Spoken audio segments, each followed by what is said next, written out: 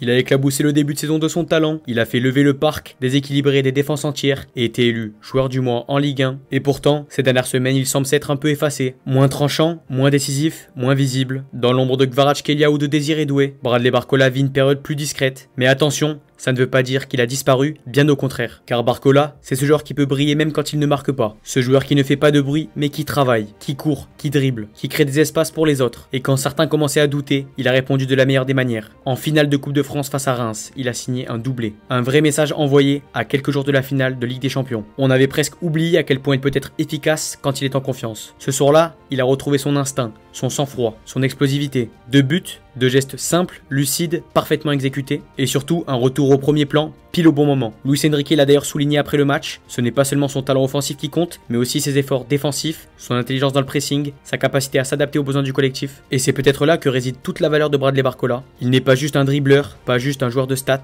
c'est un joueur de système, un joueur de devoir, un joueur qui fait les bons choix, celui qui peut passer d'un rôle de titulaire à celui de joker sans baisser les bras, celui qui comprend que dans une saison comme celle du PSG, il faut parfois s'effacer pour mieux réapparaître. Avant d'enfiler le maillot parisien, Barcola s'est construit dans la patience. Formé à Lyon, il est resté plus de 10 ans dans son club formateur, d'abord en silence, puis en éclat. Il a marqué ses premiers buts, offert ses premières passes décisives et même battu le PSG au Parc des Princes avec l'OL en 2023. Une performance qui, aujourd'hui, prend une autre saveur, parce que c'est aussi ça, Barcola, un joueur qui s'élève dans les grands rendez-vous. Son arrivée à Paris, elle, n'a pas été simple. Transféré pour 45 millions d'euros, il a débarqué dans un effectif riche, attendu au tournant, conspué par son ancien public dès ses premières minutes sous son nouveau maillot. Mais il n'a pas flanché, il a appris, il a observé, et peu à peu, il s'est imposé. Aujourd'hui, il approche les 100 matchs avec le PSG, avec déjà plus de 30 buts et une trentaine de passes décisives, toutes compétitions confondues. Une régularité précieuse pour un joueur qui n'a que 22 ans. Ce que Barcola traverse cette saison, c'est aussi l'apprentissage de l'exigence du plus haut niveau. À Lyon, il était une pépite qu'on attendait. À Paris, il a un talent parmi tant d'autres. Il doit cohabiter avec des stars, s'adapter à la rotation, accepter les périodes sans lumière. Mais c'est dans ce contexte qu'on forge les grands joueurs. Et Barcola est en train d'apprendre à être utile, même sans briller, à se rendre indispensable, même dans l'ombre. À 22 ans, il a déjà remporté 2 championnats de France, 2 coupes nationales, 2 trophées des champions. Il a marqué le but le plus rapide de l'histoire de l'équipe de France. Et malgré les projecteurs, malgré les attentes, il garde la tête froide. Il sait d'où il vient. Il sait que chaque minute sur le terrain, il doit la mériter. Né à Lyon d'un père togolais et d'une mère française, Barcola n'a jamais eu le parcours d'un jeune prodige surcoté. Il a grimpé les échelons un à un, en silence, avec travail et patience. Ce n'est pas un hasard si son frère, Malcolm Barcola, est lui aussi footballeur professionnel. Dans cette famille, le talent se conjugue avec une vraie culture de l'effort. Aujourd'hui, Bradley représente cette nouvelle génération de joueurs français, techniques, rapides, mais aussi lucides et responsables dans leur jeu. Il ne cherche pas la gloire à chaque action, il cherche l'efficacité. D'un point de vue physique, Barcola est parfaitement adapté au football moderne, 1m82 pour 63 kg, une explosivité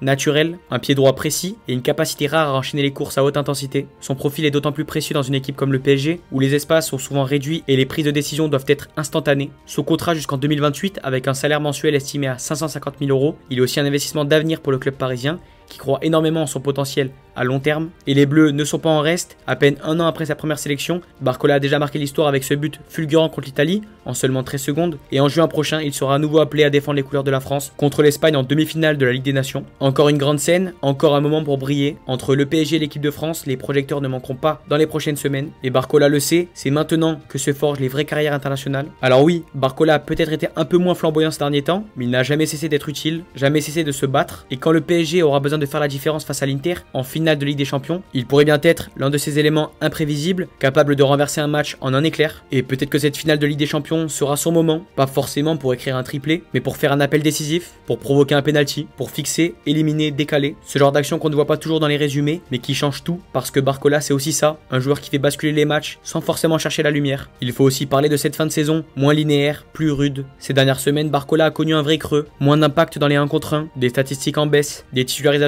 plus rares. Entre la montée en puissance de Kvaratskhelia, l'explosion de Désiré Doué et la rotation permanente imposée par Luis Enrique, l'ailier français a parfois semblé en retrait. Pas dépassé non, mais en attente, comme un joueur en suspense à la croisée des chemins. Et pourtant, même dans cette phase floue, il a conservé la confiance de son entraîneur, parce qu'il ne triche jamais, parce qu'il reste impliqué, concerné, prêt à faire le sale boulot. C'est ce qui a permis ce réveil spectaculaire en finale de Coupe de France contre Reims. un doublé, un vrai match référence qui lui permet de se remettre dans le bon tempo au moment le plus critique de la saison. Ce n'était pas un match banal, c'était une réponse. Et maintenant, place à la plus grande scène possible, la finale de Ligue des Champions contre l'Inter Milan. Une équipe solide, expérimentée, tactiquement disciplinée. Ce type de match, Barcola l'a déjà abordé cette saison en Ligue des Champions, parfois avec succès, parfois dans la difficulté. Mais cette fois, il arrive lancé, confiant, revanchard. Et dans un collectif où chaque détail peut faire basculer le match, son profil explosif pourrait bien être une des clés. Parce que Barcola, même dans les tempêtes, n'a jamais cessé d'avancer. Il faut aussi noter que ce doublé face à Reims n'est pas juste une belle parenthèse, c'est un symbole, celui d'un joueur capable de surgir dans les moments qui comptent. Dans une saison où la concurrence est féroce à Paris, où chaque erreur peut coûter une place, Barcola a su répondre présent quand l'équipe avait besoin de lui. Ce genre de réaction, dans un club comme le PSG, peut tout changer pour la suite. D'ailleurs, son profil unique dans l'effectif parisien, là où certains explosent en une action, Barcola fait la différence sur la durée. Il use les défenses, multiplie les courses, enchaîne les efforts sans relâche. Ce n'est pas toujours spectaculaire, mais c'est terriblement précieux. Dans une finale où l'intensité sera maximale et chaque espace rare, ce type de profil peut s'avérer décisif. Et s'il ne joue pas, même en sortie de banc, il garde cette capacité à changer le cours du match. Une accélération, un centre tendu,